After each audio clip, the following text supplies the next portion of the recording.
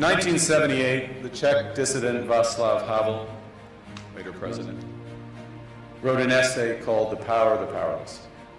And in it, he asked a simple question: how did the communist system sustain itself? And his answer began with a greengrocer. Every morning, the shopkeeper places a sign in his window: "Workers of the world unite." He doesn't believe it. No one does. But he places the sign anyway to avoid trouble, to signal compliance, to get along. And because every shopkeeper on every street does the same, the system persists. Not through violence alone, but through the participation of ordinary people in rituals they privately know to be false. Havel called this living within a lie. The system's power comes not from its truth, but from everyone's willingness to perform as if it were true. And its fragility comes from the same source. When even one person stops performing, when the greengrocer removes his sign, the illusion begins to crack. Friends, it is time for companies and countries to take their signs down. For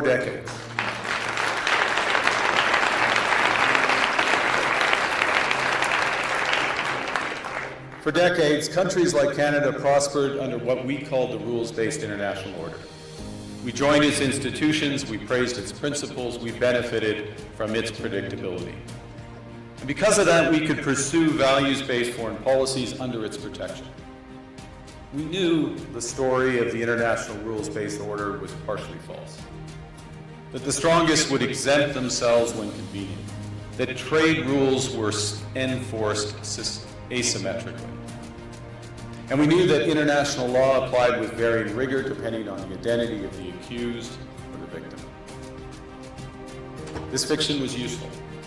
And American hegemony in particular helped provide public goods, open sea lanes, a stable financial system, collective security, and support for frameworks for resolving disputes. So we placed the sign in the window. We participated in the rituals. And we largely avoided calling out the gaps between rhetoric and reality. This bargain no longer works. Let me be direct.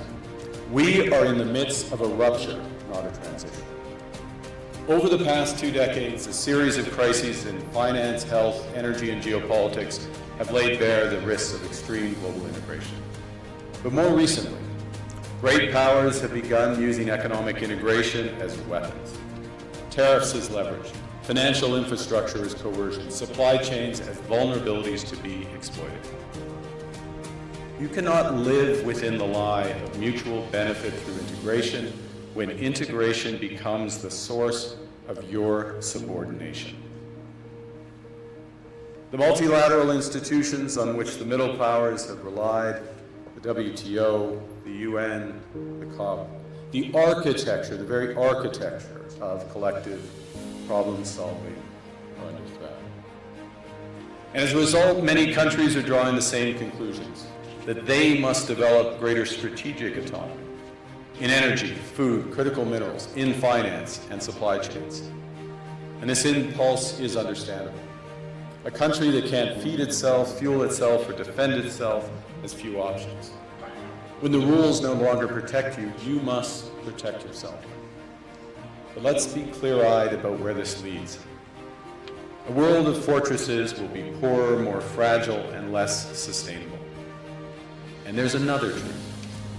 If great powers abandon even the pretense of rules and values for the unhindered pursuit of their power and interests, the gains from transactionalism will become harder to replicate. Hegemons cannot continually monetize their relationships. Allies will diversify to hedge against uncertainty. They'll buy insurance, increase options, in order to rebuild sovereignty. Sovereignty that was once grounded in rules but will increasingly be anchored in the ability to withstand pressure. This room knows this is classic risk management. Risk management comes at a price. But that cost of strategic autonomy, of sovereignty can also be shared. Collective investments in resilience are cheaper than everyone building their own fortresses. Shared standards reduce fragmentation. Complementarities are positive signs. And the question for middle powers like Canada is not whether to adapt to the new reality, we must. The question is whether we adapt by simply building higher walls or whether we can do something more ambitious.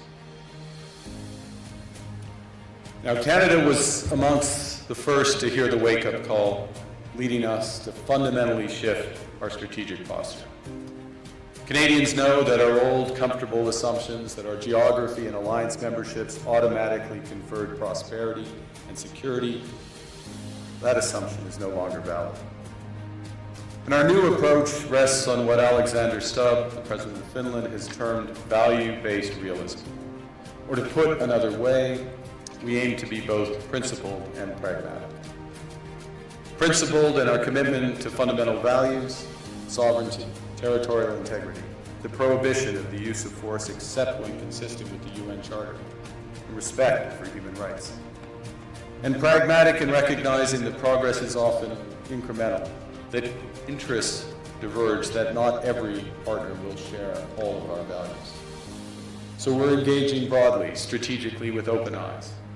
We actively take on the world as it is, not wait around for a world we wish to be. We are calibrating our relationships so their depth reflects our values. And we're prioritizing broad engagement to maximize our influence, given the fluidity of the world at the moment, the risks that this poses, and the stakes for what comes next. And we are no longer just relying on the strength of our values, but also the value of our strength. We are building that strength at home. Since my government took office, we have cut taxes on incomes, on capital gains, and business investment. We have removed all federal barriers to interprovincial trade. We are fast-tracking $1 trillion of investments in energy, AI, critical minerals, new trade corridors, and beyond. We're doubling our defense spending by the end of this decade, and we're doing so in ways that build our domestic industries. And we are rapidly diversifying abroad. We've agreed a comprehensive strategic partnership with the EU, including joining SAFE, the European Defence Procurement Arrangements. We have signed 12 other trade and security deals on 4 continents in 6 months. The past few days, we've concluded new strategic partnerships with China and Qatar. We're negotiating free trade pacts with India, ASEAN, Thailand, Philippines, and Mercosur. We're doing something else. To help solve global problems, we're pursuing variable geometry. In other words, different coalitions for different issues based on common values and interests. So on Ukraine, we're a core member of the Coalition of the Willing and one of the largest per capita contributors to its defense and security. On Arctic sovereignty, we stand firmly with Greenland and Denmark and fully support their unique right to determine Greenland's future.